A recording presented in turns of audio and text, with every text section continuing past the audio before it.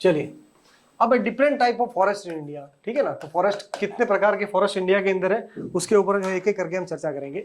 Syllabus के अंदर mention कर रखा है कि different type of forest in India as well as type of the forest in the Gujarat. तो एक एक करके हम देख लेते हैं। देखिए, आप लोगों को ये क्वेश्चन जो है, इसका जो क्वेश्चन आता है बहुत समझ लिया। सबसे पहले इसको मैं याद करवाने का तरीका बताता हूँ कि 200 सेंटीमीटर आप लोग याद कीजिए।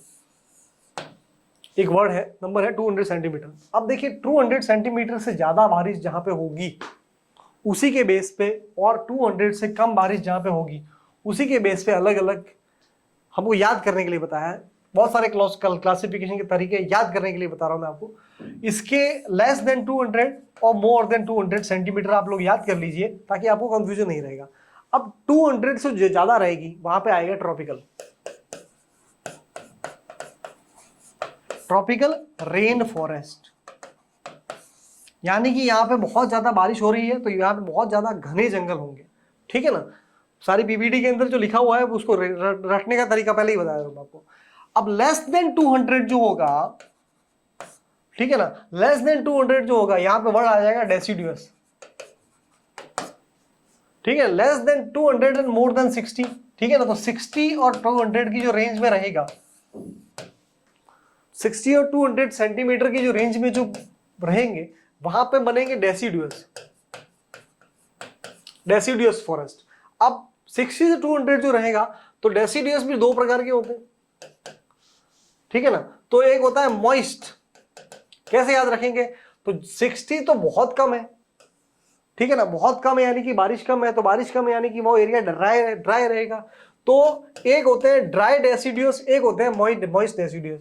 तो जैसे जैसे 200 के पास में आएंगे, 200 के पास में आएंगे, जो बारिश बढ़ती रहेगी थोड़ी थोड़ी, तो वहां पे जो डेसिडुअस बनेंगे वो क्या होंगे, मॉइस्ट डेसिडुअस। डेसिडुअस का मतलब ये होता है ऐसे जंगल जो अपनी पत्तियां, या फिर ऐसे पेड़ जो अपनी पत्तियां झाड़ते हैं, ठीक है ना। ये सिंपल क्लासिफिकेशन है, तो हमको ज्यादा कंफ्यूज नहीं होगा अगर हमने 200 का नंबर याद रख लिया। तो 200 से ज्यादा यानी कि ट्रॉपिकल एवरग्रीन, 200 से कम और 60 से ज्यादा और ट्रॉपिकल क्या कहते हैं, डेसिडुअस, ठीक है ना। अक्सर बच्चों को ये कंफ्यूजन रहता है कि डेसिडुअस और, तो डेसिडुअस जो है दो प्रकार के होते हैं, एक होता है मॉइस्ट और एक होता है ड्राई।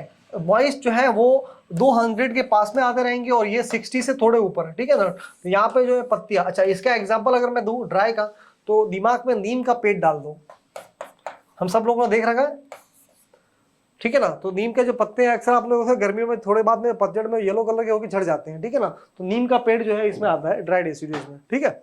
चलिए अब इसको थोड़ा, बस ये दिमाग में बैठ गया इंडिया के अंदर कौन से, तो इंडिया के अंदर जो है अलग अलग प्रकार के जंगल है। और जंगल का जो डिवीजन कैसे होगा, नेचुरली इंडिया में होने वाले बारिश के पैटर्न पे। इंडिया क्या, वर्ल्ड में कहीं पे भी जो जंगल होते हैं या जो फॉरेस्ट होते हैं उनका होना और उनकी डेंसिटी टोटली डिपेंड करती है वहां पे किस प्रकार के जो है रेन पैटर्न वहां का क्या है, ठीक है। तो इंडिया का अगर रेन पैटर्न की बात करें तो इंडिया का जो रेन पैटर्न है वो साउथ वेस्टर्न जो मानसून है उस पर डिपेंड करता है, ठीक है ना। अगर ये इंडिया है, ठीक है ना, तो ये इंडियन ओशन से आने वाला जो मानसून है इस पे जो है इंडिया का रेन पैटर्न जो डिपेंड करता है। अच्छा, ये ट्रॉपिक ऑफ कैंसर है, ठीक है ना, मकर रेखा इसको बोलते हैं, ठीक है ना, 32.5 डिग्री सेंटीग्रेड, ठीक है ना। तो ये इसके नीचे का जो एरिया है वो डायरेक्ट सन के इंपैक्ट में रहता है, ठीक है, 23.5 नॉर्थ एंड साउथ। तो ये जो पूरा एरिया है ये पूरा डायरेक्ट सन के इंपैक्ट में रहता है। तो सन के इंपैक्ट में रहने की वजह से इस पूरे एरिया को क्या बोलते हैं हम, ट्रॉपिकल एरिया। बात समझ आ गई। ट्रॉपिकल वर्ड को पहले हम समझ लीजिए, आप लोग ज्योग्राफी वैसे लोग पढ़ ही रहे होंगे, थोड़ा सा मैं आपको ब्रीफली बता देता हूँ। तो 23 के नीचे, 23.5 के जो नीचे है, ठीक है ना, वहां से लेके जो है इक्वेटोरियल रीजन और उसके और नीचे 23.5 जब जाते हैं, ये जो एरिया है ये एरिया जो सन के डायरेक्ट इंपैक्ट में रहता है। तो जब सन के डायरेक्ट में इंपैक्ट में रहता है तो उस एरिया को बोलते हैं हम ट्रॉपिकल एरिया, ठीक है ना, ट्रॉपिकल एरिया। अब उस ट्रॉपिकल एरिया के अंदर जो है होने वाली बारिश का पैटर्न, वो उसकी वजह से दो प्रकार के और क्या कहते हैं कि जंगल बनते हैं, ठीक है ना। एक होता है ट्रॉपिकल एवरग्रीन। तो ट्रॉपिकल एवरग्रीन कौन से होंगे, मैंने आपको नंबर याद करवा दिया 200। ठीक है। तो 200 सेंटीमीटर से ज्यादा जहां पे बारिश होगी वहां पे बनेंगे ट्रॉपिकल एवरग्रीन। ये देखिए, ये चीजें आप याद कर लीजिए, इनको एकदम से ऐसे कैसे याद समझ लीजिए, अगर अभी समझ लिया तो याद भी हो जाएगा। तो ट्रॉपिकल एवरग्रीन कौन से होंगे? जहां पे 200 सेंटीमीटर से ज्यादा बारिश होगी और वो ट्रॉपिकल एरिया में आएगा, तो उसको बोलेंगे ट्रॉपिकल एवरग्रीन। अब 200 से जैसे ही नंबर कम आएगा तो वहां पे वर्ड आ जाएगा डेसिडुअस, ठीक है ना। अब जब डेसिडुअस से बात है तो उसका फिर से क्लासिफिकेशन हो जाता है 60 to 200। तो 60 के जितना पास में रहेगा वो ड्राई डेसिडुअस, और जितना 200 के पास में रहेगा वो मॉइस्ट डेसिडुअस, ठीक है ना। इतना ही क्लासिफिकेशन है। वो अक्सर बच्चों को कंफ्यूजन रहता है कि सर ये ट्रॉपिकल और ये डेसिडुअस और ये क्या मतलब होता है। तो इसका दो ही मतलब है, पहला डिपेंड करता है सन का जो एरिया कितना कवर हो रहा है, और दूसरा वहां पे बारिश का पैटर्न क्या है, ठीक है। तो अगर हम एक इंडिया पे आने से बात करें, अगर हम बात करें तो गुजरात जो है वो भी ट्रॉपिकल एरिया में आता है ऑब्वियसली, ठीक है। आ ही रहा है गुजरात का कुछ पार्ट। अब कुछ पार्ट जो है आ रहा है, तो सीधी सी बात है कि कॉमन सेंस की बात है, गुजरात में कितने प्रकार के जंगल मिलते हैं हमको अलग से रटने की जरूरत नहीं है, समझने की बात है। तो गुजरात के अंदर जो है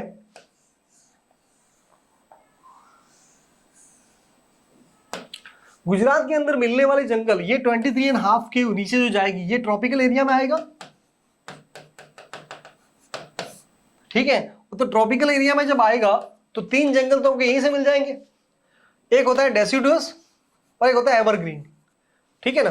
और ड्राई डेसिडुअस और सेमी डेसिडुअस, सॉरी हाँ मॉइस्ट डेसिडुअस। तो 3 प्रकार के जंगल तो सिर्फ हमको इसी से पता चल गया, ठीक है ना। अच्छा, गुजरात के अंदर जो है डेल्टा का एरिया भी रहता है। तो डेल्टा के एरिया के अंदर जो नदी जब जाएगी तो वहां पे जो मार्शल्स क्रिएट होंगे, ठीक है ना, तो डेल्टा जो वन जो वो भी बनेंगे, ठीक है ना। स्वैम्प वगैरह जो बनते हैं, तो क्यों बनते हैं हमको बोलते हैं कि अगर हमको जो मैपिंग अगर पता है और एक बेसिक लॉजिक पता है तो रटने की जरूरत नहीं है कौन से प्रकार के जंगल है। उसके बाद गुजरात के मरुस्थल भी है, ठीक है ना। तो मरुस्थल भी जो है तो वहां पे बबूल वगैरह के जो पेड़ मिलते हैं, ठीक है। तो वो जो जंगल है तो ड्राई डेसिडुअस भी मिलते हैं। तो इस प्रकार से हमको जो रेन का जो पैटर्न अगर हम समझ लेंगे तो हमको रटने की जरूरत नहीं पड़ेगी। वैसे मैं आपको गुजरात के सारे जंगल भी बता दूंगा, ठीक है ना। बट एक अभी के लिए बता रहा हूँ कि अगर हमको ये 3 चीजें पता है तो हम उसको मोटा मोटा अंदाजा लगा सकते हैं।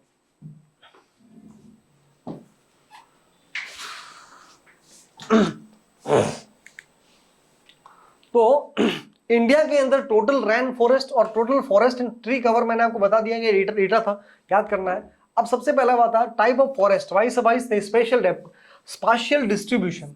स्पाशियल का मतलब अकॉर्डिंग टू ज्योग्राफी, ठीक है ना। ज्योग्राफी का डिस्ट्रीब्यूशन क्या है और उनकी इकोनॉमिक यूज क्या है।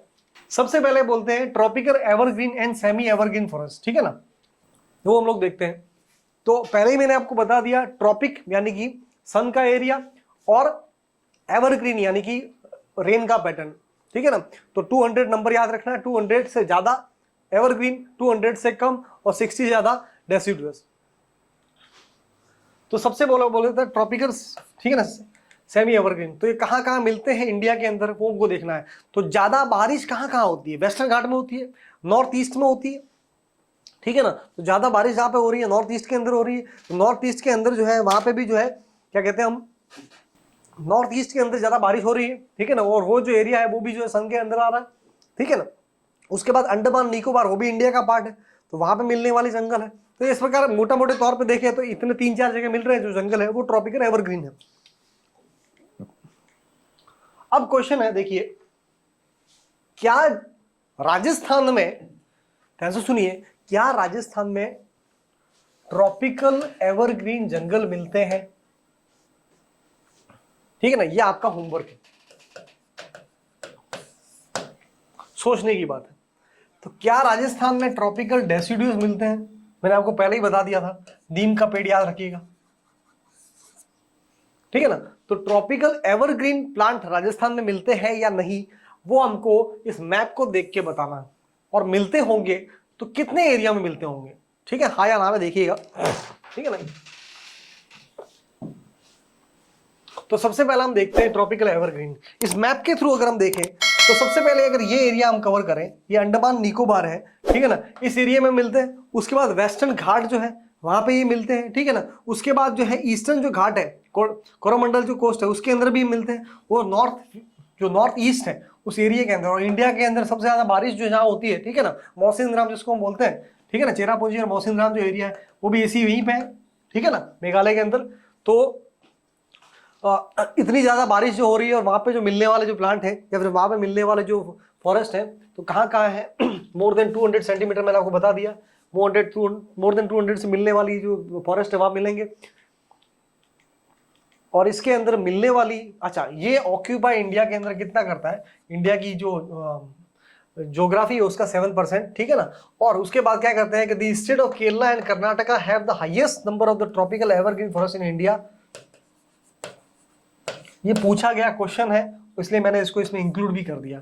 तो ट्रॉपिकल एवरग्रीन फॉरेस्ट इंडिया में सबसे ज्यादा कहाँ मिलते हैं, तो केरला और कर्नाटक को कंबाइन करते तब मिलते हैं, ठीक है ना। मेनली नियर द इक्वेटर, तो उसके बाद इक्वेटर के पास मिलने का लॉजिक क्या है वो भी हमने समझ लिया, ठीक है ना।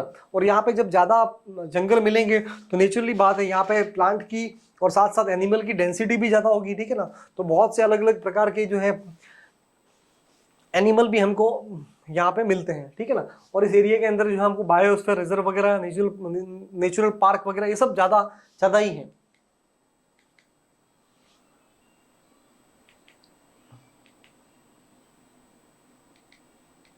अब देखते हैं कि ट्रॉपिकल डेसिडुअस, डेसिडुअस का मतलब याद रखना 60 to 200, अगर यह आपको याद रहेगा तो ज्यादा ऐसा है। अब देखिए ट्रॉपिकल डेसिडुअस, उसके अंदर जो है इनको अक्सर मॉनसून फॉरेस्ट कहते हैं, ठीक है ना। अच्छा, एक प्रकार के फॉरेस्ट है टेम्परेट फॉरेस्ट। टेम्परेट फॉरेस्ट वो होते हैं, बहुत बेसिक भाषा बता रहा हूँ, टेम्परेट फॉरेस्ट वो होते हैं जो ट्रॉपिकल एरिया के ऊपर मिलते हैं, ठीक है ना। सीधी सी बात है, जो ट्रॉपिकल से ऊपर मिलेंगे वो टेम्परेट। उसके बाद हिमालय के जो रीजन है उसके अंदर भी टेम्परेट मिलते हैं, जो टेम्परेट को डिफाइन करने के लिए। अच्छा, क्वेश्चन जो पूछा है वो ध्यान से सुनिए, क्या ट्रॉपिकल एरिया के अंदर टेम्परेट फॉरेस्ट पॉसिबल है? क्या ट्रॉपिकल एरिया के अंदर टेम्परेट फॉरेस्ट पॉसिबल है?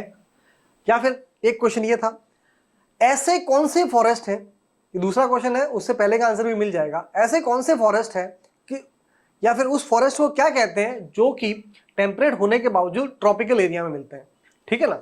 ये दो क्वेश्चन जो थे, आप फिर से सुनिए, क्या ऐसा पॉसिबल है कि ट्रॉपिकल एरिया के अंदर यानी कि 23 जो डिग्री है 23.5, उस एरिया के अंदर टेम्परेट फॉरेस्ट मिले? क्या ऐसा पॉसिबल है? तो उसका आंसर है हाँ।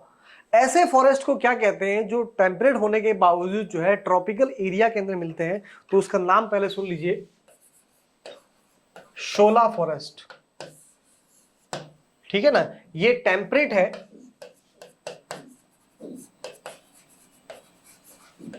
टेम्परेट फॉरेस्ट है, और ये जो है वेस्टर्न घाट जो है,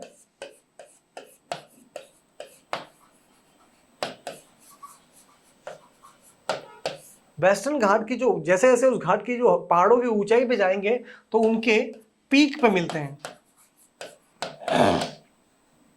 ठीक है ना। तो वेस्टर्न घाट के जो पीक है उन पे मिलते हैं।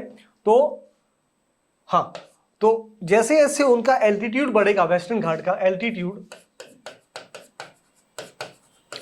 तो एल्टीट्यूड बढ़ने के साथ साथ वहां पे जो है ट्रॉपिकल एवरग्रीन फॉरेस्ट जो है उनकी संख्या कम हो जाती है और टेम्परेट फॉरेस्ट की संख्या बढ़ जाती है, ठीक है ना। तो वहां पे वेस्टर्न घाट में मिलने वाले टेम्परेट फॉरेस्ट को शोला फॉरेस्ट बोलते हैं, ठीक है ना। अब देखते हैं ट्रॉपिकल डेसिडुअस फॉरेस्ट क्या होते हैं, उनको मॉनसून फॉरेस्ट भी कहते हैं, ठीक है ना। मॉनसून फॉरेस्ट इसलिए कहेंगे कि ये एरिया तो ऑलरेडी ट्रॉपिक में आ ही रहा है, ठीक है ना, डायरेक्ट सन की उसमें इंपैक्ट में हो ही रहा है। अब इस एरिया से ऊपर जो है वो जो फॉरेस्ट बनेंगे वो डायरेक्टली डिपेंड किस पे रहेंगे, मॉनसून पे। जितना बर्फबारी ज्यादा होगी उतने ही उनकी फॉरेस्ट की नंबर बढ़ेगा, ठीक है।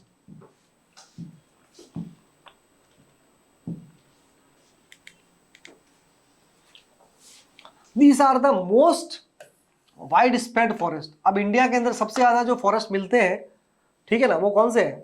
वो यही है। इंडिया की सबसे ज्यादा एरिया जिसने ऑक्यूपाइड किया है वो कौन सा है? मॉनसून फॉरेस्ट या फिर डेसिडुअस फॉरेस्ट। सीधी सी बात है, दो प्रकार के हैं। और इंडिया का जो वाइड पोर्शन है, ठीक है ना, सबसे ज्यादा मिलने वाला जो पोर्शन है, उस पोर्शन में अगर कोई बात करें तो सबसे ज्यादा जो जंगल मिलते हैं वो डेसिडुअस है, ठीक है। They are also called monsoon forest. They spread over the region of the, ठीक है ना, बिटवीन 70 to 200, 60 to 200 याद रखना, ठीक है ना। On the basis of availability of the water this forest are further divided and moist and dry. मैंने आपको पहले ही बता दिया था मॉइस्ट एंड ड्राई किसके बेसिस पे, 60 to 200 के बेसिस पे, ठीक है ना। तो अब देखिए उसमें क्या कहा गया कि ऐसे एरिया जो 100 और उस 60 to 200 का जो डिवीजन है उसको ऐसे किया गया कि जो, तो 60 to 200 का डिवीजन जब हम करते हैं तो 100 to 200 जो है उसको गिनते हैं मॉइस्ट और 60 to 100 जो है उसको गिनते हैं ड्राई, ठीक है ना। चलिए ठीक है, तो वेस्टर्न घाट, ईस्टर्न घाट। अब इसके अंदर जो मिलने वाले जो ट्रीज है वो टीक है, साल्स है, शीशम्स है, हुर्रा है, महुआ है, आंवला है, नीम है, कुसुम है, ये सारे प्लांट जो है, सैंडलवुड है, चंदन जो है, ये सारे मॉनसून या फिर डेसिडुअस के अंदर आते हैं, ठीक है। अब dry deciduous forest cover vast area of the country, ठीक है ना। तो जितना 70, तो पेनिनसुला का जो पार्ट है, इंडिया का जो वेस्टर्न घाट है, उसके बाद पेनिनसुला प्लेट्यू का जो पार्ट है, उस सब के अंदर जो मिलने वाली जो है ड्राई डेसिडुअस प्लांट है। इवन हमारा जो नीम, बबूल वगैरह जो कुछ आता है वो भी ड्राई डेसिडुअस में ही आता है, ठीक है।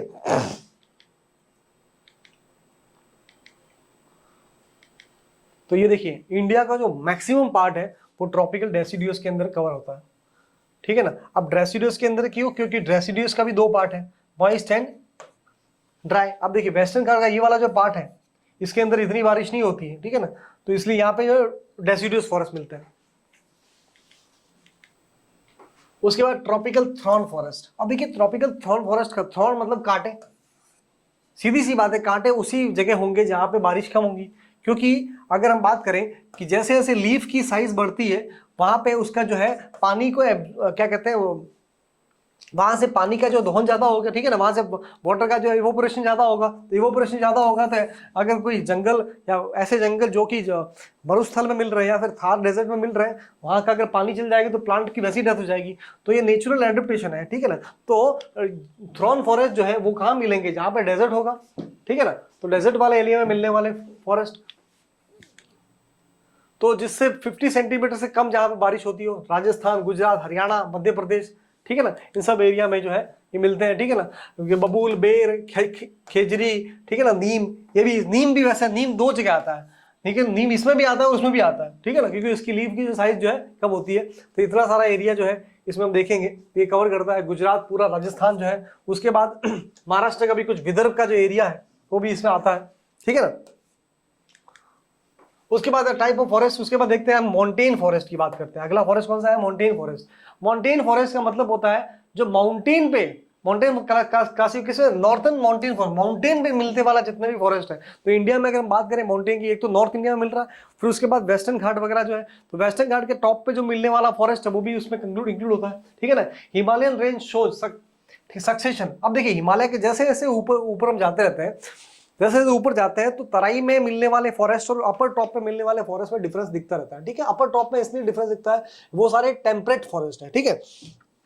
तो एल्टीट्यूड का मतलब उनकी हाइट के अकॉर्डिंग जो है चेंज होते रहते हैं, ठीक है। तो यहाँ पे जो मिलने वाली जो फॉरेस्ट है वो, और केरला के, तो केरला के अंदर जो माउंटेन मिलेंगे उनको क्या बोलेंगे, शोला फॉरेस्ट। तो इनको टेम्परेट फॉरेस्ट भी बोल सकते हैं हम, ठीक है।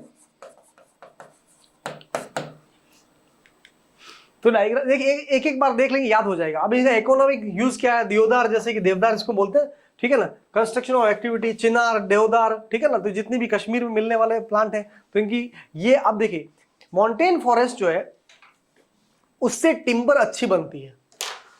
ध्यान से सुनिए, माउंटेन फॉरेस्ट से जो है टिम्बर अच्छी बनती है, उसका मेन अच्छा लॉजिक यही है कि वो प्लांट है एक प्रकार के होते हैं, ठीक है ना। तो ट्रॉपिकल फॉरेस्ट से एक जैसे टिम्बर मिलती नहीं है, ठीक है। इसलिए आप लोगों ने देखा होगा साल और सागवान जिसको बोलते हैं ना, जिसको अच्छी क्वालिटी का टिम्बर बोलते हैं, तो टेबल वगैरह घर में जब हम यूज करते हैं तो गेट वगैरह जो यूज करते हैं तो वहीं से मिलती है, ठीक है। हाँ, तो अगला जो है वो फॉरेस्ट है लिटोरल या फिर स्वैम्प फॉरेस्ट, ठीक है ना। Also called wetland forest, they are found. देखिए वेटलैंड फॉरेस्ट क्यों बोलते हैं, मैंने आपको बताया था कि जहां पे अलग अलग सैलिनिटी का वाटर इकट्ठा हो रहा है, ठीक है ना, तो वहां पे उस लैंड की प्रोडक्टिविटी या फिर उस मिट्टी की प्रोडक्टिविटी बढ़ जाती है, ठीक है ना। इसलिए इनको जो है वेटलैंड प्रोडक्ट कहते हैं। और यहाँ पे साथ साथ ही इस एरिया को वेटलैंड बोलते हैं, जैसे कि सुंदरबन जो वेटलैंड है, ठीक है ना। तो reserve of Deccan plateau, lagoon जिसको हम बोलते हैं, ठीक है ना। लेगून और वेटलैंड के अंदर जो डिफरेंस आपको पता होना चाहिए, ज्योग्राफी आप लोग पढ़े हो, ठीक है ना। वेस्ट कोस्ट के अंदर जो है उसके बाद राजस्थान के अंदर केवलादेवी नेशनल पार्क, उसके अंदर वो मिलते हैं ईस्टवर्ड के। तो ये पूरे इंडिया के अंदर मिल रहे हैं। और यार जो सबसे बड़ा जो लगून है वर्ल्ड का, और सेकंड नंबर जो है इंडिया के अंदर है, ठीक है ना। वर्ल्ड का जो सेकंड नंबर लगून इंडिया के अंदर, उसका नाम है चिल्का। तो आपका वर्ल्ड का फर्स्ट कहाँ पे है ये आपको पता होना चाहिए, ठीक है। तो लगून जो है ऐसा एरिया जहाँ पे जो है क्या कहते हैं कि सॉल्ट, समुद्र का सॉल्ट वाटर और अलग अलग सैलिनिटी का वाटर जहाँ पे इकट्ठा होता है, ठीक है ना। तो फ्लड प्लेन ऑफ ब्रह्मपुत्र, तो मार्शेस वगैरह वहाँ सब पे लगून के मिलती है। और अगर हम कश्मीर के अंदर भी देखें, कश्मीर और लद्दाख सब जगह मिलते हैं लगून। तो अगर हम मैप के थ्रू देखें तो इंडिया के अंदर हम देखें कि पूरा जितना भी कोस्टल एरिया है सब जगह में जो लगून मिलता है, ठीक है। और यहाँ पे ये सुंदरबन के जो डेल्टा सबसे बड़े हैं। उसके बाद डिफरेंट सैलिनिटी का जो है यहाँ पे भी मिलता है। अब इसके यहाँ पे मिलने का कारण क्या है, देखिए आप लोगों को देखा होगा लद्दाख वगैरह में जो है कश्मीर में एक झील मिलती है, ठीक है ना। अगर 3 इडियट मूवी जो देखी होगी तो वो झील वहाँ पे है। वहाँ पे झील कैसे पहुँच गई, ठीक है ना। और वो पे जो झील है वो भी खारे पानी की झील है। समझने वाली बात ये है, वो जो झील है वो खारे पानी की झील है। ये अगर आप लोग लॉजिक समझने की कोशिश करेंगे तो मैं आपको बता दूं, इंडियन सब कॉन्टिनेंट जो है वो यूरेशियन प्लेट से जब टकराया उसके पहले का जो है, अगर हम बात करें तो ये जो पोर्शन है वो सीधा समुद्र से कनेक्टेड था, ठीक है। और जैसे ही ये टकराया तो ये पार्ट जब वहां पे गया तो यहाँ पे जो समुद्र के कुछ अवशेष जो है यहाँ पे रह गए, ठीक है ना। इसलिए खारे पानी की जो झील वहां पे जो मिलती है उसका लॉजिक ये है, ठीक है ना। पांगोंग से सो जो लेक है, ठीक है ना, तो यहाँ पे अगर वो खारे पानी की झील है तो इतने सारे लेगून्स हैं वो उसके बारे में। तो लेगून जहाँ पे होते हैं वहाँ पे क्या है, फ्लावर्स वगैरह की डेंसिटी या फिर पशु पक्षियों की डेंसिटी बहुत ज़्यादा होती है, ठीक है ना। तो देखिए अब तक हमने जितने भी फॉरेस्ट के टाइप पढ़े हैं, अब उससे संबंधित कुछ क्वेश्चन जो है हम लोग देख लेते हैं। और एग्जाम में जो पूछे गए क्वेश्चन है उसी को रेफरेंस बना के मैं आपसे कुछ क्वेश्चन के साथ साथ कुछ टॉपिक भी अब डिस्कस करने वाला हूँ। उन क्वेश्चन का जो फॉर्मेट है आप लोग उस क्वेश्चन के फॉर्मेट की थोड़ी प्रैक्टिस जरूर कर लीजिएगा। स्पेसिफिकली जो हम लोग दे रहे हैं इतना ही कर दें काफ़ी है वो, ठीक है। साथ साथ कुछ कॉन्सेप्ट है वो मैंने आपके जो सिलेबस में दे रखे हैं उसको क्वेश्चन के माध्यम से समझाने की कोशिश की है। तो आप लोग इतना ही कर लेंगे वही काफ़ी है, क्योंकि स्पेसिफिकली जो कॉन्सेप्ट है या फिर जो टॉपिक है अगर आप लोग पढ़ने बैठेंगे तो it will take a huge time, ठीक है ना। तो वहाँ से ये करने के बाद आपका जो है बहुत सारा टाइम भी बच जाएगा, ठीक है। देखिए क्वेश्चन देखिए कि मैनग्रोव्स के बारे में जो है वो क्या क्या सही है, which of the following is correct, कि they are salt tolerant plant species, ठीक है ना। अभी हम लोगों ने इससे पहले जो है हमने क्या कहते हैं स्वैम्प फॉरेस्ट, तो इसके बारे में डिस्कस किया था। तो अब स्वैम्प फॉरेस्ट है उसमें किस प्रकार के प्लांट मिलते हैं उसके बारे में जो क्वेश्चन पूछा गया तो उसके बारे में डिस्कस करते हैं। तो उस दे आर सॉल्ट टॉलरेंट, अब सीधी सी बात है जो प्लांट है जो क्या कहते हैं डेल्टास के वहां मिलते हैं तो वो सीधी सी बात है उनसे सॉल्ट टॉलरेंट ही होंगे। उसके बाद they are found in tropical region, ठीक है। तो they are found in tropical region, अगर ये ओनली होता तो गलत हो जाता, ठीक है। तो यस, तो दोनों सही है, ठीक है। तो इसके क्या कहते हैं सॉल्ट टॉलरेंट प्लांट है। अच्छा, ऐसे प्लांट जो सॉल्ट टॉलरेंट होते हैं, ठीक है, और ये मैंग्रोव्स जो प्लांट है उसके अंदर जो है उनकी एक कुछ स्पेसिफिक टाइप की रूट्स होती है। ध्यान से सुनिए, इनकी जो रूट्स होती हैं वो रूट्स क्या करते हैं, जो जमीन से ऊपर आ जाती है उसके अंदर कुछ छेद होते हैं। इस प्रकार की रूट्स को जो है न्यूमेटाफोर्स बोलते हैं, ठीक है ना। इसकी स्पेलिंग पी से स्टार्ट होता है, ठीक है, न्यूमेटाफोर्स बोलते हैं इनको। तो उनकी जो ये जो स्पेसिफिक जो रूट्स होती हैं, ठीक है, और ये गुजरात के अंदर गल्फ ऑफ कच्छ में भी मिलती हैं, ठीक है ना। मैं और साथ साथ में क्या कहते हैं सुंदरबन डेल्टा जो है, पूरा सुंदरबन डेल्टा जो है पूरा जो है इस मैंग्रोव से बना हुआ है। सुंदरबन नेशनल पार्क जो है वो पूरा इसी से एसोसिएट है। अब देखिए आप लोगों के सिलेबस के अंदर जो है नेशनल पार्क और बायोस्फीयर रिजर्व स्पेसिफिकली मेंशन कर रखा है। अब देखिए इनको हमको समझना भी पड़ेगा, नेशनल पार्क। अच्छा, इंडिया में कौन कौन से नेशनल पार्क हैं वो हम सबको याद भी करने पड़ेंगे। तो मैंने साथ ही क्वेश्चन के माध्यम से कुछ कुछ नेशनल पार्क और बायोस्फीयर रिजर्व भी साथ में डाल दिए हैं, ठीक है। तो इसका आंसर तो हो जाएगा सी। तो ये इस टाइप का जो पैटर्न जो आता है उसमें ध्यान से सुनिएगा, ओनली 1 ओनली 2। आजकल जैसे कि जो यूपीएससी का एग्जाम होता है, ठीक है, उसी फॉर्मेट पे आजकल जितने भी दूसरे एग्जाम है उसके अंदर ये फॉर्मेट को फॉलो किया जा रहा है, ठीक है ना। तो कौन सा सही है, अच्छा ये ध्यान रखिए which of follow are correct. ये कभी कभी ऐसा ही पूछ लेता है कि नॉट करेक्ट। अब ध्यान से सुनिए, फिर से बताता हूँ। अगर जब ऐसा क्वेश्चन होता है कि जब नॉट करेक्ट तो जो करेक्ट नहीं है वो उसका आंसर है। अब मैं ऐसा कह देता तो ये अगर करेक्ट नहीं है तो कैसे, देखिए इसको कैसे सॉल्व करते हैं हम लोग। पहले जब इस प्रकार के क्वेश्चन को गलत ना हो इसलिए बताता हूँ। मुझे पता है कि ये करेक्ट है, तो अब ये करेक्ट है और पूछना है कि नॉट करेक्ट। यहाँ पे करेक्ट तो है, ठीक है, लेकिन मैं पहले से इसको मार्क कर दूंगा, यहाँ पे नहीं है। उसके बाद ये करेक्ट है, यहाँ मार्क कर दूंगा, लेकिन नहीं है। अब मेरे पास में जो अब ये चूंकि 2 आंसर हो जाएंगे 1 और 2, तो ये मेरा आंसर हो जाएगा, ठीक है ना। विच of the following not correct है तो भी ये हो जाता, ठीक है। चलिए अब लोग उन्होंने क्वेश्चन पूछा है नेशनल पार्क के बारे में, ठीक है। अब देखिए ये क्वेश्चन जो है ये राजस्थान आरसीएफ के एसीएफ के अंदर पूछा गया, और इस क्वेश्चन को पूछने का तरीका देखिए।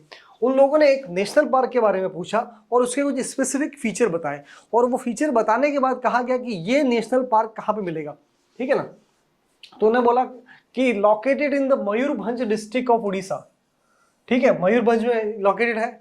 National park dense sal forest यहाँ पे मिलते हैं, ठीक है ना। Due to which the park has been chosen the project tiger. Project tiger के अंदर भी आता है दी फोना, अच्छा दी फोना, फोना और फ्लोरा, FAUNA एंड फ्लोरा, ठीक है ना। देखिए फ्लोरा को हम फ्लावर से याद रखेंगे, तो एक एरिया के अंदर पाई जाने वाले जितने भी प्लांट स्पीशीज हैं, ठीक है ना, उस पूरी एंटायर कम्युनिटी को हम फ्लोरा बोलते हैं। तो उस एरिया के अंदर पाने वाले जितने भी एनिमल्स हैं उस एंटायर कम्युनिटी को क्या कहते हैं, वहां का फोना, ठीक है। तो पूछा है कि ये जो फोना यहाँ का इस famous national park comprise tiger, elephant, chital, sambar, panther, ठीक है ना, तो ये सब दे रखा था। तो अब ये बोला है कि किस नेशनल पार्क के बारे में डिस्कस कर रहा है, ठीक है ना। The above passage describe which of the following national park, ठीक है, सिमलीपाल नेशनल पार्क। अब देखिए ऐसे क्वेश्चन जब होते हैं तो हमारा एक डबल टास्क हो जाता है। अच्छा, ऐसे क्वेश्चन करने से फायदा क्या होता है कि हमको बहुत सारी चीजें साथ में याद हो जाती है। अब इसके अंदर 4 नेशनल पार्क दे रखे हैं, ठीक है, नेचुरली उनमें से कोई एक आंसर आ गया। तो हमारा होमवर्क ये होना चाहिए कि हम चारों नेशनल के बारे में, पार्क के बारे में अभी से गूगल से थोड़ा सर्च कर ले, ठीक है। वैसे मैंने पूरा डिस्क्रिप्शन में इसका दे भी रखा है, आंसर ही दे रखा है, ठीक है ना। तो आप लोग क्या करिए कि वापिस से भी पीपीटीज देखें, ठीक है ना, तो एक बार साथ में फिर से रिवाइज जरूर कर लीजिएगा नेशनल पार्क में। तो क्योंकि देखो जितने भी हमारे पास नेशनल पार्क है हम एक साथ में याद करने बैठेंगे उनको तो बहुत मुश्किल हो जाएगा, ठीक है ना, हम धीरे धीरे भूल भी जाएंगे। तो क्वेश्चन के माध्यम से हम करेंगे, थोड़ा सा वर्क करेंगे, याद हो जाएगा। और इतना मान के चलिए कि 4 से 5 क्वेश्चन सिर्फ नेशनल पार्क कहाँ पे है वही पूछ लेगा, 3 से 4 क्वेश्चन उसी के आ जाएंगे। तो ये फ्री के मार्क्स होते हैं, ये आप लोग कोशिश करें कि ये मार्क्स ना गंवाएं अपने हाथ से, ठीक है। तो ये सिमलीपाल नेशनल पार्क जो है उसके बारे में बात कर रहा था। तो सिमलीपाल नेशनल पार्क जो मयूरभंज डिस्ट्रिक्ट के अंदर है, वहाँ पे एक प्रोजेक्ट टाइगर जो है वो भी स्टार्ट किया गया था, और ये यूनेस्को की वर्ल्ड हेरिटेज साइट के अंदर भी जो है ये इंक्लूडेड है, ठीक है। उसका बायोस्फीयर रिजर्व भी घोषित है, ठीक है ना। तो बहुत सारी विशेषता, ये बायोस्फीयर रिजर्व का उसका भी पार्ट है। बायोस्फीयर रिजर्व के अंदर जो है ये नेशनल पार्क बायोस्फीयर रिजर्व भी के अंदर भी आता है, ठीक है ना। बायोस्फीयर रिजर्व और नेशनल पार्क के अंदर क्या डिफरेंस है, बायोस्फीयर रिजर्व जो है यूनेस्को से एसोसिएट होता है, ठीक है ना। द मैन प्रोजेक्ट जो चला था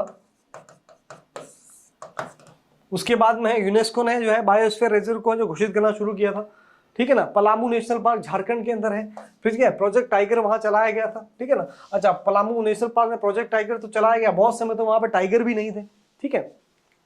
उसके बाद पेंच नेशनल पार्क है। पेंच नेशनल पार्क जो है ये चाहिए, अगर हम बात करें महाराष्ट्र और मध्य प्रदेश इनकी दोनों की बॉर्डर पे है, तो कभी कभी ये महाराष्ट्र में भी गिना जाता है और ये मध्य प्रदेश में भी गिना जाता है, ऐसा ऑप्शन आपको नहीं देगा, ठीक है ना।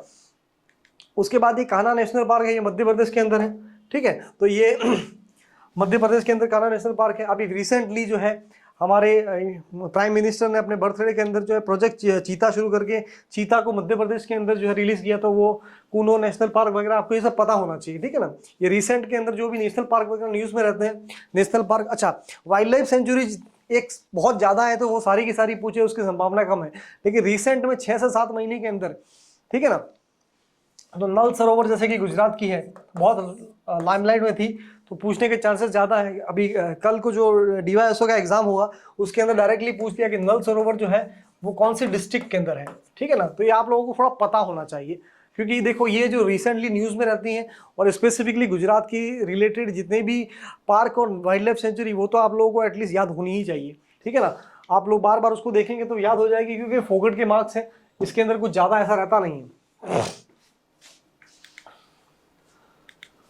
अब मैंने आप लोगों को कल कुछ मूवमेंट के बारे में पिछली क्लास में बताया था, तो वो फालतू में नहीं पढ़ाया। इसका प्रूफ इसी बात से, तो देखिए क्वेश्चन पूछा गया कि जितने भी मूवमेंट है कौन से स्टेट से रिलेटेड है। ठीक है, चिपको मूवमेंट कौन से स्टेट में हुआ, साइलेंट वैली कहाँ पे हुआ था, एक अपीको मूवमेंट जो है बहुत फेमस था।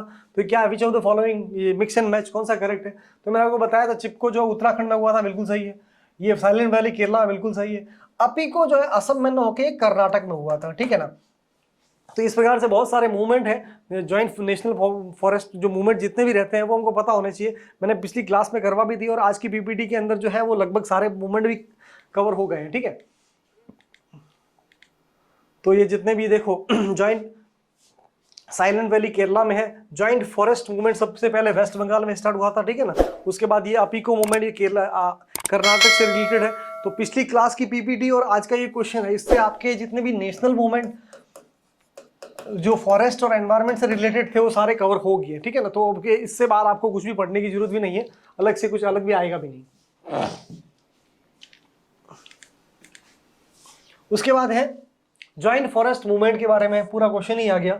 ठीक है ना, तो जॉइंट फॉरेस्ट मूवमेंट जो है JFM, देखिए इस कॉन्सेप्ट को जो है सबसे पहले यूएस में स्टार्ट किया गया कि फॉरेस्ट को अगर बचाना है तो गवर्नमेंट और लोकल कम्युनिटी का साथ में, गवर्नमेंट और लोकल जो कम्युनिटी है वो दोनों साथ में मिलके ही इस प्रोग्राम को चला सकती है। तो ठीक है ना, तो practice of management forest jointly bye forest department and local communities. ठीक है ना, तो बहुत ही सिंपल क्वेश्चन था।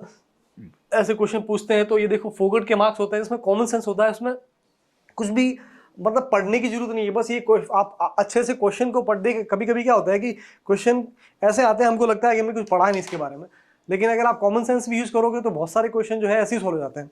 ठीक है, अगला क्वेश्चन है इन सीटू के बारे में। देखिए इन सीटू पहले समझ, इन सीटू को हिंदी में अगर करें तो ये होता है स्वस्थाने। ठीक है ना, तो किसी का कंजर्वेशन जो जहां पे है उसी वही जगह पे करना। ठीक है, तो जैसे कि एक बहुत बड़ा जंगल है, उस जंगल को प्रोटेक्ट करना है, वहां के जानवरों को प्रोटेक्ट करना है, तो मैंने वहां पे बाड़ी वाड़ी लगा दी, उस जंगल को प्रोटेक्ट कर दिया। ठीक है ना, इस प्रकार के प्रोटेक्शन क्या बोलेंगे, इन सीटू। लेकिन हमको लगता है कि ये स्पीसीज को जो है हमको और प्रोपोगेट करनी है और बढ़ाना है, तो वहां से हम ले आए, उसका माइक्रो प्रोपोगेशन किया, प्लांट टिश्यू कल्चर वगैरह किया। तो वहां से लेके जाके हम लेबोरेटरी में या फिर हम अपनी स्पेसिफिकली जो जू बनाते हैं हम लोग, ठीक है ना, जू भी बनाते हैं, तो जू जो है वो इन सीटू नहीं है, वहां से जू हमारे नेचुरल नहीं होता, जू इंसान द्वारा बनाया जाता है। तो वहां से लाके उनको वहां पे प्रोटेक्ट करना एक आर्टिफिशियल जगह बना के, तो उनको बोलते हैं एक्स सीटू, उसी स्थान से दूसरे स्थान ले जाके। ठीक है ना, इन 100 स्थान एक होता है एक्स सीटू। ठीक है ना, एक्स सीटू कंजर्वेशन। और एक होता है लेबोरेटरी में किसी को ग्रो करना, उसको बोलते हैं इन विट्रो। ये इन विट्रो तो आप लोगों ने बहुत सुना ही होगा आजकल, जैसे कि IVF है, इन विट्रो फर्टिलाइजेशन वगैरह, ये टेक्निक के द्वारा जो आर्टिफिशियल तरीके से जो है बच्चे को जन्म करने का जितने भी IVF की टेक्नोलॉजी यूज करते हैं हम, तो वो सब तो आपको पता ही होगा। ठीक है ना, तो एक्स सिटी और इन सिटू के अंदर कंफ्यूजन ना हो, तो इन सिटू 100 स्थान है, तो नेशनल पार्क है, बायोस्फीयर रिजर्व है, ये सब जो है इन सिटू कंजर्वेशन होते हैं। तो आप देखते हैं इन सिटू किस किस को कंसिडर करेंगे। Botanical garden, wild life sanctuary. अब बॉटनिकल गार्डन जो है एक प्रकार से, जिस प्रकार से एनिमल को प्रोटेक्शन करने के लिए जू में लाया जाता है, उसी प्रकार से प्लांट की स्पीशीज को एक जगह कलेक्ट करके हम जब बचाते हैं तो वो भी जो है एक्स सीटू ही हो जाएगा, इन सीटू नहीं कहलाएगा। ठीक है ना,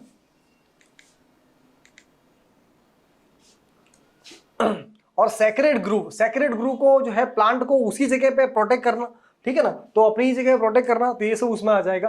तो फर्स्ट गलत है, तो सेकंड एंड 3 जो है सेक्रेड ग्रुप के बारे में हमने कल पढ़ा भी था कि बहुत सारी प्लांट और स्पीसीज जो है वहाँ की ट्राइबल जो है उनको उसी जगह पे एक पवित्र मानते हुए उनकी पूजा करती है और उनको किसी भी प्रकार का हार्म ना हो तो उनका प्रोटेक्शन करती है। इस प्रकार से बहुत सारी जो है कम्युनिटी और बहुत सारे प्लांट जो है वो ऐसे कैसे प्रोटेक्ट हो जाते हैं। ठीक है, आज मैंने उस एक क्वेश्चन के फॉर्मेट में मैंने आपको कहा भी था कि थोड़ा होमवर्क कीजिएगा। एक क्वेश्चन के फॉर्मेट में मैंने बहुत सारे सेक्रेड ग्रुप को भी कवर करने की कोशिश की है। आप लोग थोड़ा सा होमवर्क जरूर कीजिएगा कि गुजरात के अंदर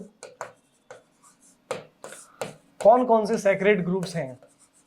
सेक्रेड ग्रुप्स का मतलब क्या फिर से समझा देता हूँ। देखिए बहुत सारे प्लांट और बहुत सारी स्पीशीज जो है लोकल्स क्या करते हैं, उनको धार्मिक या फिर उनको रिलीजियसली एसोसिएट करके ऐसा मानते हैं कि ये प्लांट और जितने भी हैं ये स्पीशीज है ये हमारे बहुत पवित्र है और उनके अंदर उनको भगवान की मान्यता दे देते हैं। इस प्रकार का उनका प्रोटेक्शन हो जाता है, ठीक है ना। तो सैक्रेड यानी कि पवित्र। तो अक्सर आदिवासियों की जो मान्यताएं होती है उनके अंदर जो है इस प्रकार से बहुत से प्लांट, जैसे कि पीपल के पेड़ के अंदर ऐसे कहते हैं कि लॉर्ड विष्णु है, ठीक है ना। बरगद के पेड़ के अंदर भी बहुत सारे भगवान की मान्यता है। ऐसे करके बहुत सारे प्लांट वगैरह को जो इनका प्रोटेक्शन करने का ये रहता है, ठीक है ना। तो सेक्रेड ग्रुव जो है वो भी एक प्रकार से क्या है, इन सीटू ही है, ठीक है। Wildlife sanctuary in situ है, लेकिन बॉटनिकल गार्डन क्या है, एक्स सीटू हो जाएगा। तो अगर ये गलत है तो जिसमें ए है वो ये गलत हो गया, ये गलत हो गया और 2 और 3 सही हो गया, ठीक है ना। ये भी एक टेक्निक होता है, इस प्रकार के क्वेश्चन कैसे करना बहुत सिंपल रहता है। Which of the following tribes, अब देखिए आगे ना, tribes associate with the conservation of biodiversity. जो भी ट्राइब्स बायोडाइवर्सिटी को एसोसिएट करने के उसके बारे में पूछा था, कहीं ना कहीं वो क्या कर रहा है, वो सेक्रेड ग्रुव इसी पूछ रहा है, ठीक है ना। तो मैंने थोड़ा पिछली क्लास में बताया था, इस क्लास के माध्यम से कुछ एग्जाम्पल दिए हैं। आप लोगों का होमवर्क सिर्फ इतना है कि गुजरात के अंदर कौन कौन से सेक्रेड ग्रुप्स हैं वो आप लोग थोड़ा देख लीजिएगा, ठीक है ना। थोड़ा होमवर्क करना चाहिए, उससे स्वास्थ्य जो है ठीक रहता है, ठीक है ना। कोली जो है वो महाराष्ट्र में बोल रहा है, इजावा असम के अंदर, कोडावास कर्नाटक के। देखें इजावा जो कम्युनिटी है ये केरला के अंदर मिलती है, ठीक है ना। और ये इजावा कम्युनिटी जो है वहां पे केरला के अंदर ये इतनी फेमस है इजावा। ये लोग सांप पकड़ने का जो है इनको मान्यता, ये लोग जो है कितना ही बड़ा सांप क्यों ना हो वो बेयर हैंडली पकड़ लेते हैं, ठीक है ना।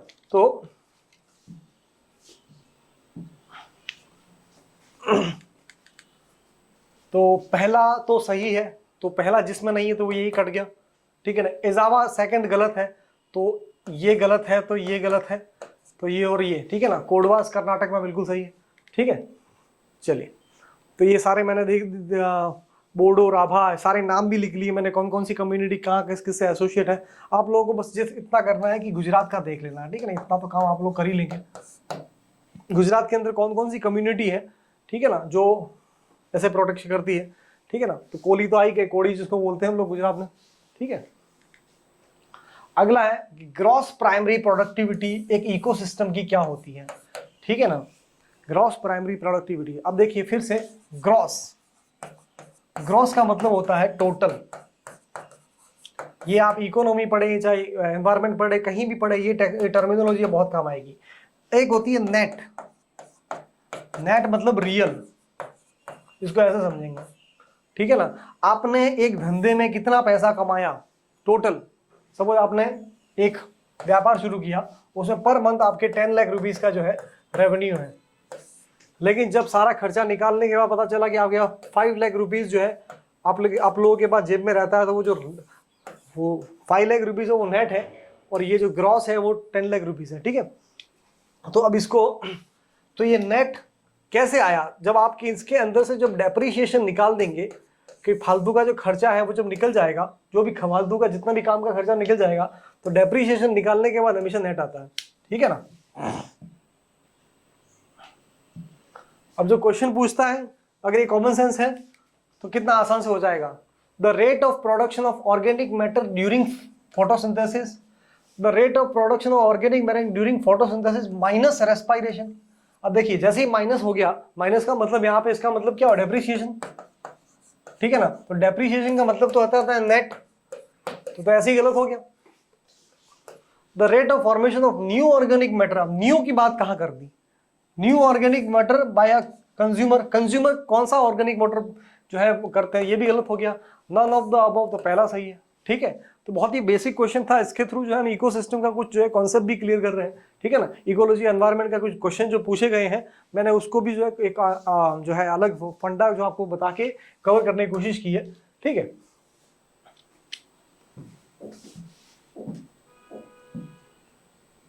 आप लोग पिछले साल का आरएफओ का पेपर वगैरह जरूर देख लीजिएगा, ताकि आप लोगों को ये जो पीपीटी बताई जा रही है वो व्यर्थ न लगे, ठीक है।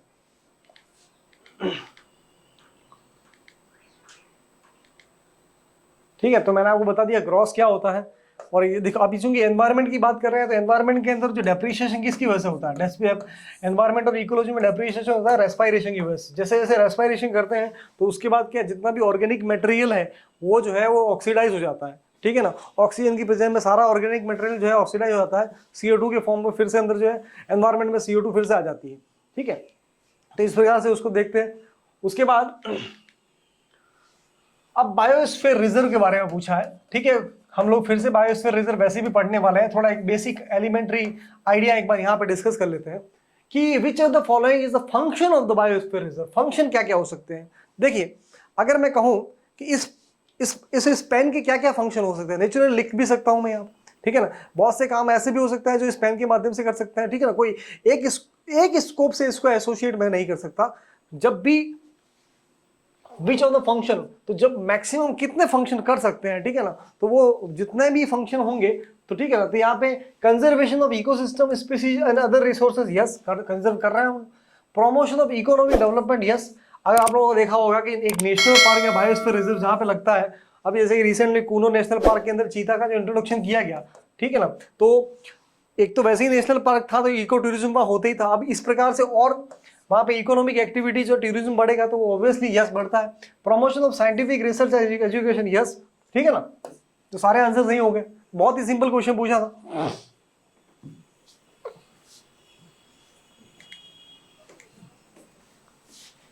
अब बोलता है a specific area which is multiple use, ठीक है ना, अलाउ व डिवाइडेड डिफरेंट जोन। अब देखो, बायोस्फीयर रिजर्व जो होता है ना, इसके अंदर बहुत सारे जोन जो है वो अलग अलग डिवाइड कर दिए जाते हैं, ठीक है ना। तो अब देखिए क्या होता है, remain the particular activity called biosphere. अब देखिए, बायोस्फीयर रिजर्व जो है ये किसने, मैन यूनेस्को की एक प्रोग्राम शुरू हुआ था MAB उसके 1996 में, और उसके बाद जो है बायोस्फीयर रिजर्व जो है यूनेस्को ने जो है, अब ये भी देखो अपने आप में क्वेश्चन है कि कौन सी संस्था जो बायोस्फीयर रिजर्व को है घोषित करती है, उसका आंसर नाम क्या है, यूनेस्को। अब यूनेस्को के मैन एंड बायोस्फीयर प्रोग्राम जो है वो उसके थ्रू बायोस्फीयर रिजर्व जो है घोषित किया जाता है। उस बायोस्फीयर रिजर्व के अंदर बहुत सारे रीजन अलग अलग होते हैं। कुछ टोटली प्रोटेक्टेड होते हैं जिसके अंदर तो आप सिर्फ विजिट भी नहीं कर सकते, कुछ के अंदर जो है विजिट बाय परमिशन होती है, कुछ के अंदर लोग घूमने जा सकते हैं, ठीक है ना। तो ऐसे अलग अलग एरियाज होते हैं। कुछ जो है उनको बफर जोन, ट्रांजिशन जोन, ठीक है ना, कोर जोन, एक कोर जोन होता है, एक बफर जोन होता है, एक ट्रांजिशन जोन होता है, अलग अलग जोन होते हैं। उसको हम फिर से हम डिटेल में पढ़ने वाले हैं वैसे भी। तो बायोस्फीयर रिजर्व की बहुत सारे फंक्शंस हैं, ठीक है ना। तो ये क्या करता है, स्पीसीज को प्रोटेक्शन करता है, इस इकोनॉमिक एक्टिविटीज को बढ़ाता है, वहाँ पे साइंटिफिक एडवांसमेंट्स उस एरिया को करता है। उसके बाद जो है साइंटिफिक तरीके से जो है रिसर्च और एजुकेशन को प्रमोट करता है, ठीक है। नेचर से होने वाले जितने भी फायदे तो ये सारे उसके बेनिफिट है। देखिए, फॉरेस्ट्री के क्वेश्चन बहुत ही बेसिक होते हैं, आप लोगों को ज्यादा याद करने वाला फंडा कुछ, अब जैसे कि नेशनल पार्क है, तो नेशनल पार्क के अंदर आप लोग एक दो बार देख लोगे तो वो याद भी रह जाएगा।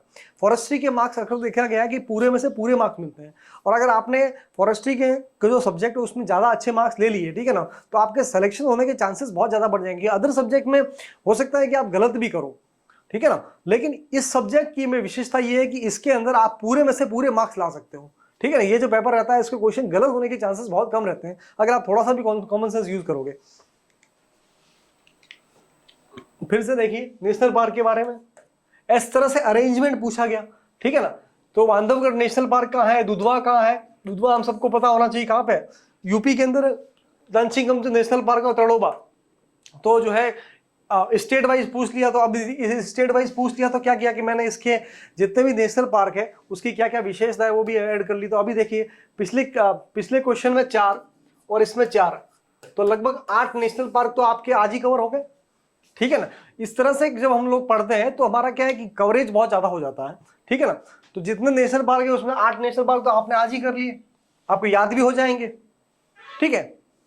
तो आप लोग थोड़ी सी मेहनत कीजिएगा साथ साथ में, तो आराम से जो है फॉरेस्ट्री के संबंधी जो सब्जेक्ट है उसके अंदर मैक्सिमम मार्क्स आप लोग को फेच कर सकते हैं, ठीक है। अब लास्ट क्वेश्चन है इंडियन फॉरेस्ट एक्ट जो है, इंडियन फॉरेस्ट एक्ट उसकी विशेषता सुनिए। देखिए अब 27 का अगर हम लोग उल्टा कर दें तो 72 कर हो जाता है। तो हमारा वाइल्ड लाइफ प्रोटेक्शन एक्ट जो है ठीक है ना। वाइल्ड लाइफ प्रोटेक्शन एक्ट जो है 1972, हम सबको थोड़ा थोड़ा पता होता है। अब देखिए ये एक्ट जो है आजादी के पहले आया हुआ एक्ट है, ठीक है। और आजादी के पहले जो ये एक्ट आया हुआ है तो सीधी सी बात है, अंग्रेज जो ब्रिटिश थे उन्होंने अपने फायदे के लिए इस एक्ट को बनाया गया था, ठीक है। ये एक ऐसा एक्ट है जिसका मैक्सिमम मिसयूज हुआ है, ठीक है ना। और ये एक्ट बहुत ही कंट्रोवर्शियल एक्ट, हमेशा से कंट्रोवर्सी में रहता था ये एक्ट, ठीक है। तो इस एक्ट के बारे में थोड़ा देख लेते हैं। It seeks to prohibit rare and endangered species, rare and endangered species. अब देखिए ध्यान से, हम लोग सब लोग, हमको IUCN के बारे में पता है, ठीक है ना। वाइल्ड लाइफ प्रोटेक्शन वगैरह करने के लिए ये संस्था का रोल है, ठीक है ना। उसकी रोल की वजह से इंडिया ने जो है बाद में आज़ादी के बाद 1972 का जो है एक्ट लाया, ठीक है ना। और उस 1972 के एक्ट के बाद बहुत सारी स्पीशीज को वाइल्ड लाइफ प्रोटेक्शन एंडेंजर वगैरह घोषित किया जाता है। अब सीधी सी बात है, अगर हमको इतना कुछ पता है और बस इस एक्ट का इतना पता है कि ये 1972 के 27 के अंदर, यानी कि ब्रिटिश के साल का पहले का जो एक्ट है, तो क्या ये ऑप्शन सही हो सकता है, ठीक है। उसके बाद है it empower the state government to assign village community right over the forest reserve. अब ध्यान से सुनिए, it empower the state government to assign village community, village की कम्युनिटी को वहां के फॉरेस्ट के राइट देने का करता है, ठीक है ना। तो दोनों ऑप्शन जो दिए थे, अब थोड़ा कॉमन सेंस अगर लगाएंगे तो लगभग जो है हम लोग सही हो जाएंगे। तो पहला जो ऑप्शन है अगर देखें तो वो गलत है, क्यों? क्योंकि ये जो कहा जो चीज ही आजादी के बाद हुई है, ठीक है, तो वो पहले का कैसे हो सकता है, ठीक है। इस एक्ट की जितनी भी विशेषता है मैंने इसी स्लाइड में दे दी, आप लोग इसी को पढ़ लीजिए, मोर देन इनफ है, ठीक है ना। इस एक्ट की जितनी भी विशेषता है मैं आपको गारंटी के साथ दे सकता हूं, इससे बाहर इस एक्ट के बारे में कोई नहीं पूछेगा। और ये एक्ट बहुत ही इंपॉर्टेंट है। इस एक्ट के अंदर protect and conserve the forest and judicial use of the forest product कहा गया है, यस, ठीक है। उसके बाद है regulate movement and trade off the forest produce, ठीक है ना। वो जो भी फॉरेस्ट से प्रोड्यूस होता है उसका मूवमेंट, ठीक है, और जितना भी अदर फॉरेस्ट प्रोड्यूस उसका जो मूवमेंट है उसको रेगुलेट करता है, कौन कौन सी एक्टिविटीज जो होगी, ठीक है ना। और जो है assign the village community right over the reserve forest, ये बहुत ही सही बात है। और ये, ठीक है ना, regulate the cutting of timber, timber यानी कि लकड़ियां काटने का, या फिर जो जितना भी हमको फर्नीचर बनाने के लिए, तो अंग्रेजों ने ये बनाया था, तो नेचुरली उन लोगों ने इसी एक्ट के थ्रू जो है उसको रेगुलेट किया था, ठीक है। तो ये एक्ट है और इसके बारे में इस PPT में जितना दे रखा है आपको उससे ज्यादा नहीं पढ़ना है, वो बहुत इंपॉर्टेंट एक्ट है। हम वाइल्ड लाइफ प्रोटेक्शन एक्ट 1972 फिर से पढ़ेंगे, तो आप लोग इस एक्ट को जो है फिर से अलग से पढ़ने की जरूरत नहीं है इस एक्ट को, ठीक है ना। और मोर देन इनफ है, आप इसको पढ़ लीजिए, सारे पॉइंट आगे इसका PPT के अंदर जो कुछ मेंशन कर रखा है that is more than enough for this particular act, ठीक है। Thank you very much. हम लोग अगली क्लास में जो है और ज्यादा से डिटेल में डिस्कस करेंगे।